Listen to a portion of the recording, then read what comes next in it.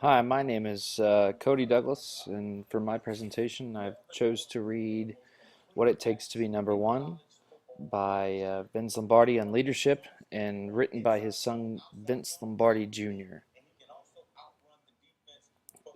Individual commitment to a group effort.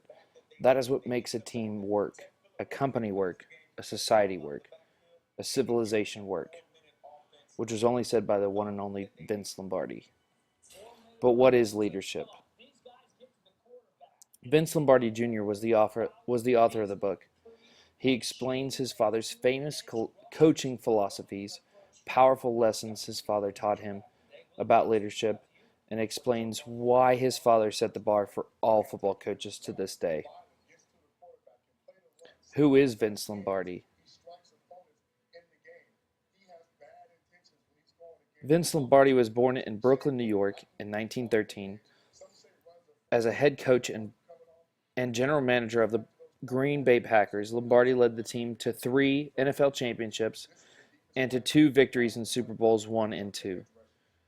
Because of his success, he became a national symbol of single-minded determination to win. After his success, he died at a young age due to colon cancer in 1970. But we remember him today as one of the most world-renowned leaders and one of the best leaders in American history.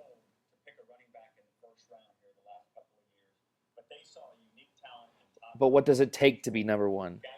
In this book, Vince Lombardi Jr. talked about his father and how he set standards of how to be a leader. Some of the 6 points he said, the most important points to be a leader, is self-knowledge, loyalty, teamwork, sacrifice, the passion to win, and the absolute commitment. There were many different quotes and many words in this book that Vince Lombardi said to me, and what was said to be a leader. There were many things. Rule number 1 was knowing yourself. You can't improve on something that you don't understand. Vince Lombardi said to be a leader, you have to know who you are and where you stand. Rule number 2, build your character. Character is not inherited. It is something that can be and needs to be built and disciplined. Rule number 3, earn your stripes. Leaders earn the right to lead, but how? They manifest character and integrity, and they get results. No leader, however great, can long continue unless they win battles. The battle decides all.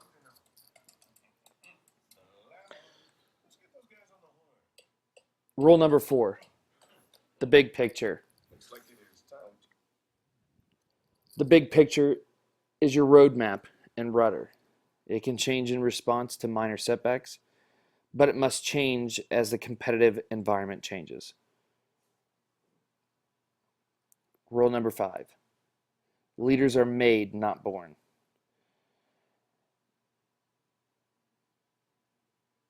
As going through this leadership class, there were certain things that I had to learn. One is that leaders are born, or leaders are made. Leaders aren't born. Leaders cannot just come into a certain situation and lead at that point. They have to learn how to be a leader, learn how to control and manage the people they work with. Leadership grows out of self-knowledge, character and integrity, competence, and a comprehensive vision. When these building blocks are in place, the leader can lead. Winning is a habit. Watch your thoughts. They become your beliefs. Watch your beliefs. They become your words. Watch your words. They become your actions. Watch your actions. They become your habits. Watch your habits. They become your character. By the one and only Vince Lombardi. Was Vince Lombardi one of the best leaders of all time? He certainly can make a debate for one of the best of all time because of the things he accomplished. 3 world championships in football, 2 Super Bowls. He's one of the most famous and recognizable leaders in American history, in my opinion.